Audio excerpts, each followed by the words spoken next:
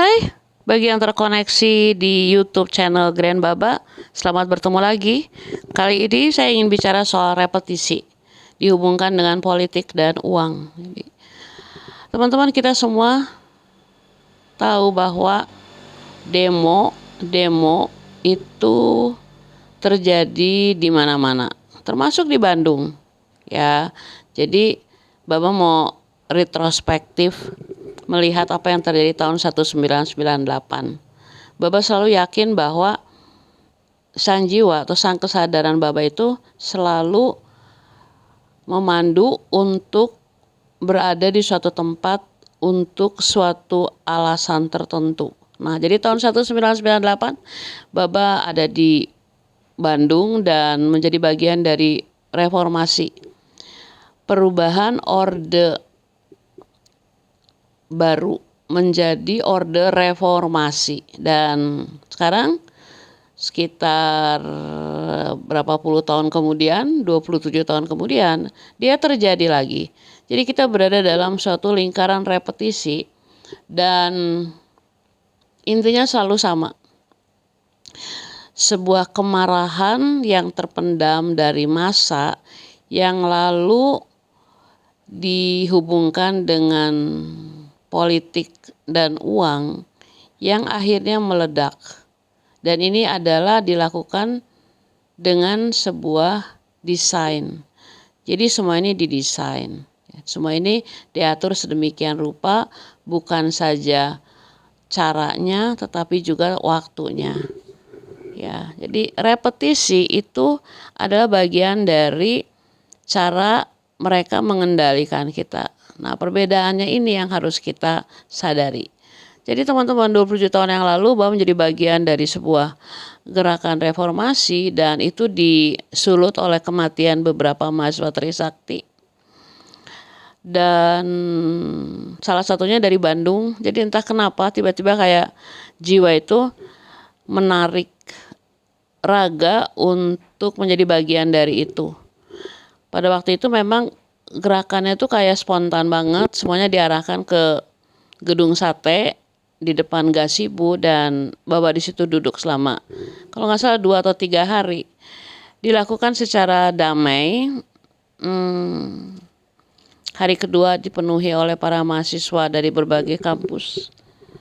Dan itu adalah sebuah pesta rakyat yang dilakukan secara damai. Nah, karena Bandung damai sih. Tapi kali ini kenapa ya kok sampai apa yang terjadi di ibu kota terjadi di Bandung. Proses damai yang selama ini dipertahankan. Karena terakhir itu hura-hara Bandung itu yang saya ingat tuh tahun 1975-an ya. Ketika seorang tukang beca disenggol oleh mobil lalu disulut sampai terjadilah demonstrasi kebakaran di mana-mana. Dan lalu sekarang dia 50 tahun kemudian dia api kembali hadir ya. Nah, teman-teman, sekarang dengan kesadaran teknologi kita sadar bahwa semua itu diatur oleh suatu sistem dan struktur yang memperhitungkan segala sesuatunya dengan sangat matang. Ini bukan masalah main-main. Jadi emosi rakyat sudah disulut sejak awal dengan power dari uang, dari institusi pekerjaan, dari tokoh-tokoh yang menyulut emosi, membuat kita kayak mempertanyakan kebijaksanaan dan lain-lain. Tapi semuanya adalah bagian dari sebuah konstruksi yang dibuat untuk meledak. Nah, kan pertanyaannya gini.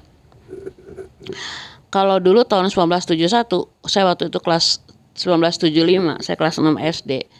Itu saya ingat banget Bandung sepi, sekolah-sekolah diliburkan, dan karena saya pribumi, saya tetap sekolah dan sekolah itu diliburkan itu ya. Cuma saya pikir kok begini. Cuma yang saya ingat sekali itu gini, bahwa walaupun kami pribumi, tapi hubungan dengan Chinese itu sangat baik karena orang tua saya punya seorang orang tua asuh gitu ya, ketika datang dari kampung dan mereka tuh jualan mobil, kaya banget mereka. Nah, kami ya para pemuda yang datang kuliah di Bandung itu menjaga garasi mobil-mobil baru itu, mobil-mobil ekspor baru, sehingga ketika demonstrasi lewat itu mereka nggak membakar garasi itu.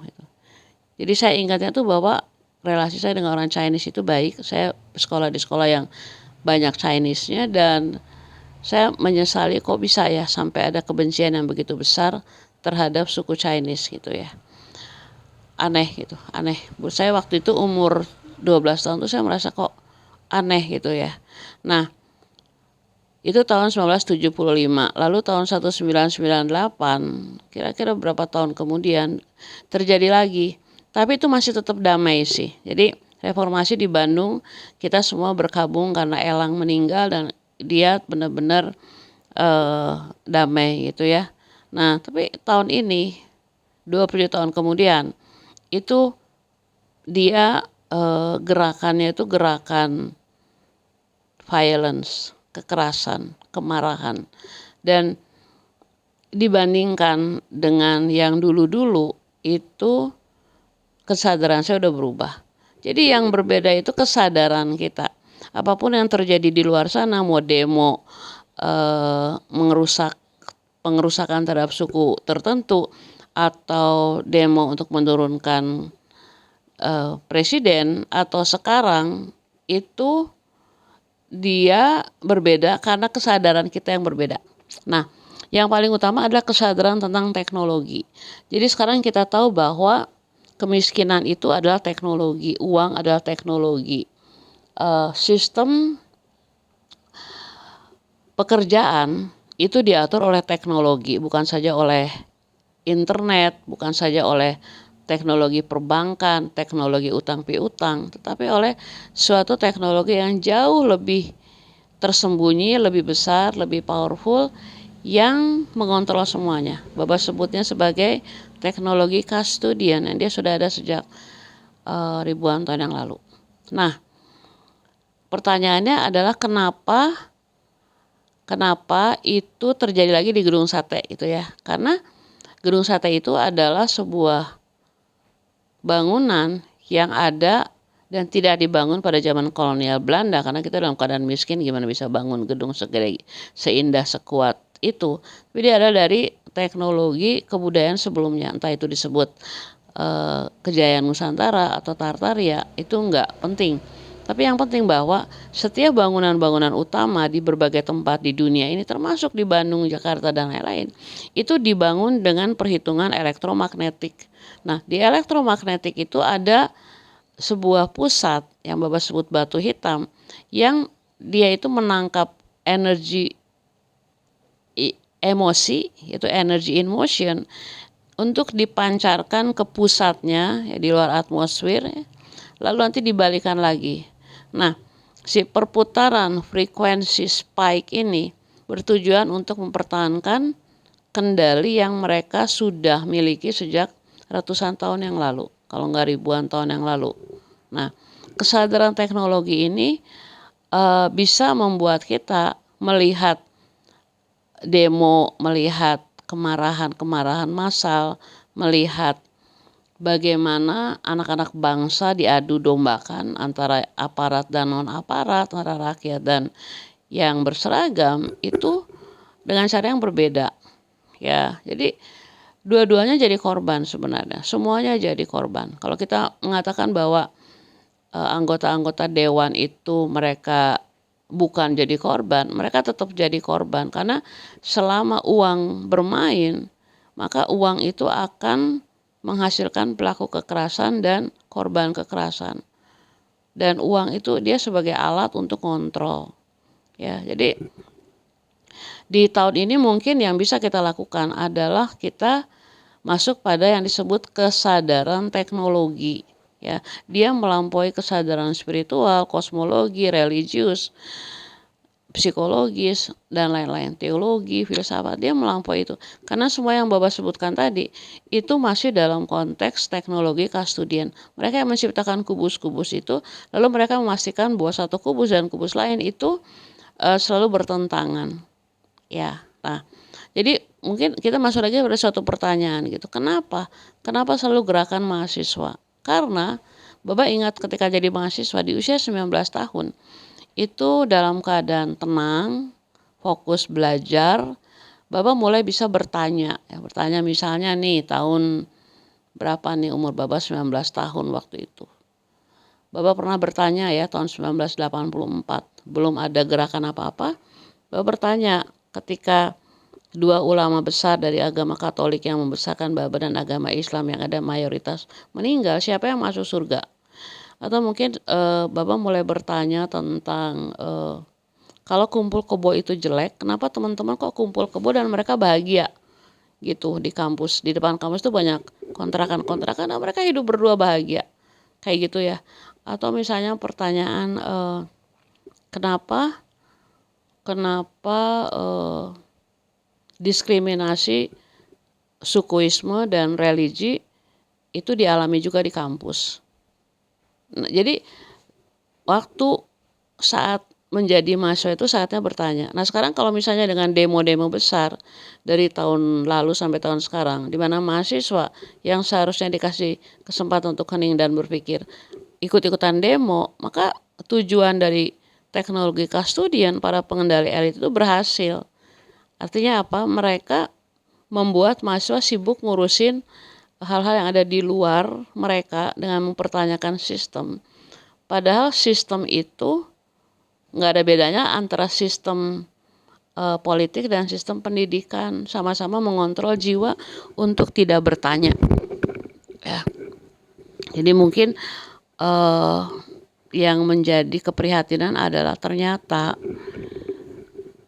mahasiswa itu dia juga jadi korban sih. Korban apa? Korban nggak dikasih data, nggak punya info bahwa ini semua adalah bagian dari sebuah game yang dikontrol di belakang kita. Orang-orang di balik layar itu bukan orang ya, mereka adalah sebuah teknologi yang ingin tetap mengendalikan kita sejak kita lahir sampai kita mati.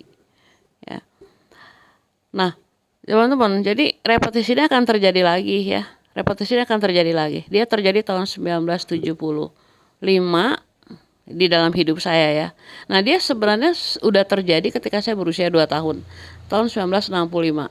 Jadi tahun 1965 itu yang disebut G30S, pengalihan kekuasaan dari Soekarno ke Soeharto yang didukung oleh CIA yang adalah kaki tangan dari penguasa elit ya. Itu Bapak alami. Bapak ingat banget tuh waktu itu kita sampai antri bulgur untuk makan ya, karena nasi susah gitu, kita makan bulgur waktu itu. Terus berat banget waktu itu katanya sih. Lalu tahun 1975 saya kelas 6 SD, lalu tahun 1998 saya di usia 30-an, dan sekarang 2025 di usia 60-an. Repetisinya tuh kelihatannya tuh benar-benar powerful karena pengendalinya adalah pengendali yang sama. Ya, mereka ingin tetap mempertahankan, tapi mereka tahu.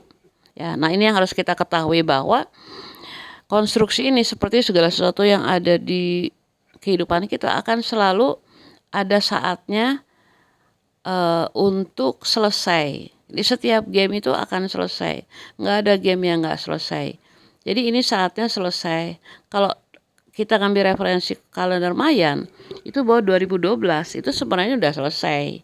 Ya, tetapi karena para kreator kita di sisi lain yang menciptakan Crocs itu melihat bahwa ini permainan ini sayang banget udah sampai, kalau menurut Darius J. Wright itu sebenarnya nggak sampai ratusan ribu tahun, ya paling lama 1000 tahun, malah katanya 800 tahun.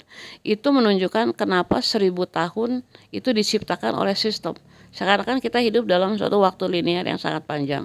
Tapi sebenarnya kalau menurut Darius nih, kita tuh nggak lebih dari 800 tahun sih si permainan ini gitu. Jadi teman-teman, data ini penting banget. Nah, tahun 2012 kalau menurut kalender Mayan itu bukan kiamat besar, tetapi itu adalah akhir dari suatu era.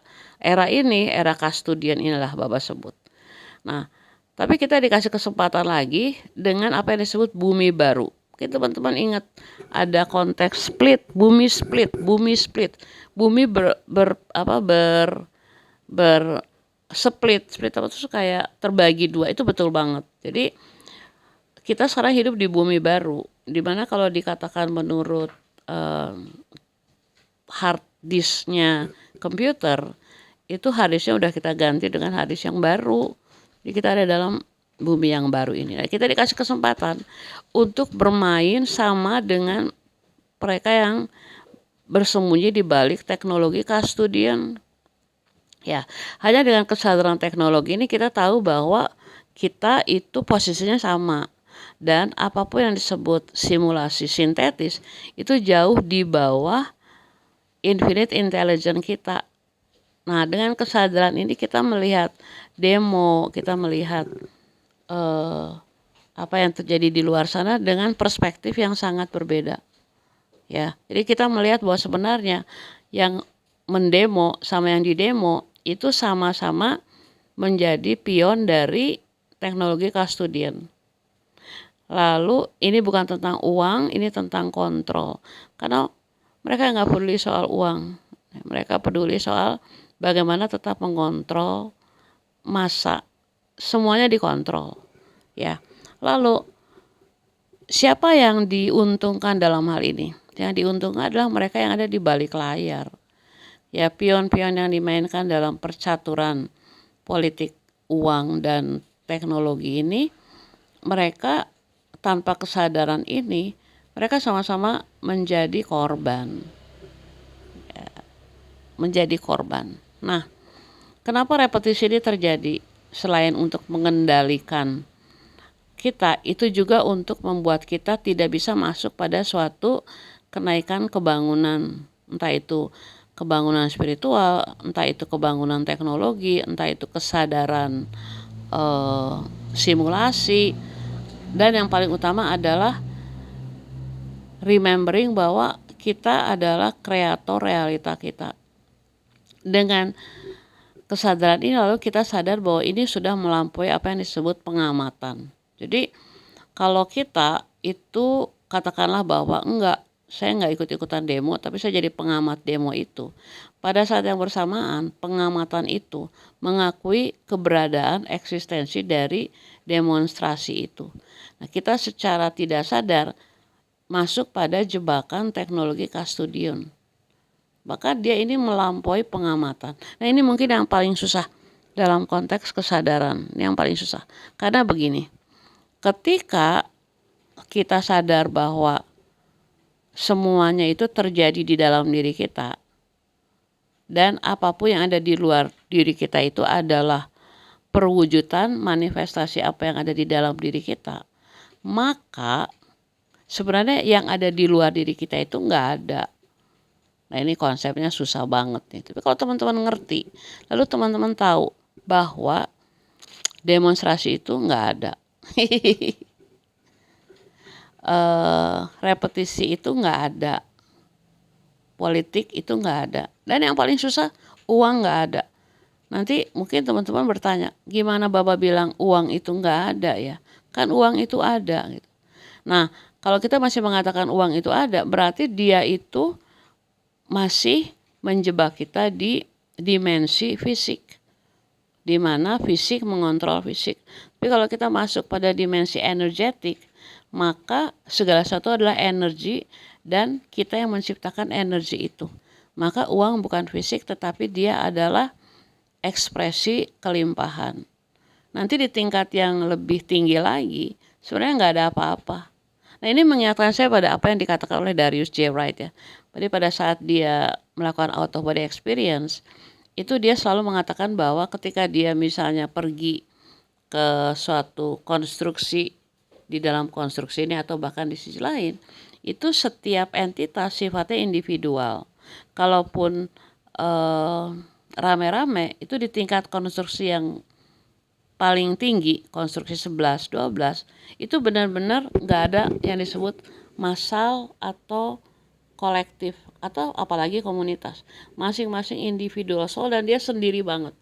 Mereka memaintain konstruksi ini dengan individual, independen masing-masing dan jumlahnya sangat sedikit.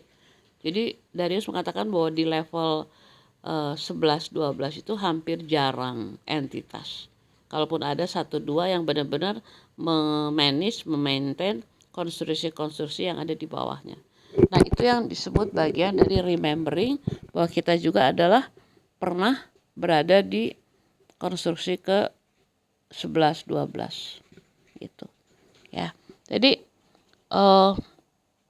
demonstrasi ini memang harus repeat, harus diulangi lagi supaya apa? Supaya kita yang masuk pada kesadaran remembering itu ingat kembali kita secara lebih utuh, lebih komprehensif. Bahwa kita tidak saja berada di dalam dimensi fisik, dimensi 3 ini, tapi kita berada di setiap konstruksi dan kesadaran itu semuanya ada di dalam diri kita.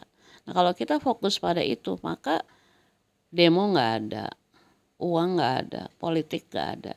Dan itu caranya kita menyelesaikan repetisi dalam level itu. Ini susah banget menjelaskannya, tapi akhirnya Bapak bisa berbicara seperti itu. Ya, jadi saya teman-teman berada dalam ruangan teman-teman, lalu ada 4 dinding yang membentengi teman-teman dengan apa yang ada di luar teman-teman. Maka yang ada antara raga kita dengan dinding itu adalah kisi-kisi yang tidak terlihat tetapi nyata dan mengontrol kita. Sementara dinding-dinding yang adalah fisik itu, dia sebenarnya adalah proyeksi dari apa yang membatasi kita di dalam diri kita dan dia nggak ada. Nah, itu dia deh yang ingin Baba sharing. So, teman-teman, repetisi politik akan selalu ada, repetisi kontrol uang selalu ada, tetapi dari satu repetisi ke repetisi lain itu yang membedakannya adalah perubahan tingkat remembering kita. Perubahan tingkat kesadaran ingat yang adalah kita dari sisi lain. Dan itu yang akan ngebolongin kisi-kisi yang ada di sekitar kita yang kasat mata, tapi dia adalah bagian dari teknologi custodian. Oke teman-teman, sebelum Bapak tutup, terima kasih ya udah nonton sampai akhir. Nggak banyak, paling berapa orang yang nonton, tapi itu aja udah cukup. Nanti dari berapa orang itu dia akan multiplikasi, dia akan menjadi bertambah banyak.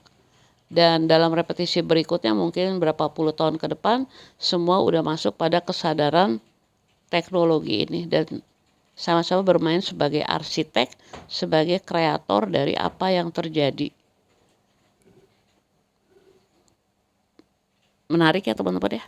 Terima kasih yang udah donasi, Bapak berterima kasih banyak. Dan kalau mau bertanya jawab lewat email silakan di email Baba supaya kita bisa terkoneksi juga secara digital dan mungkin suatu saat bisa terkoneksi secara fisik ya.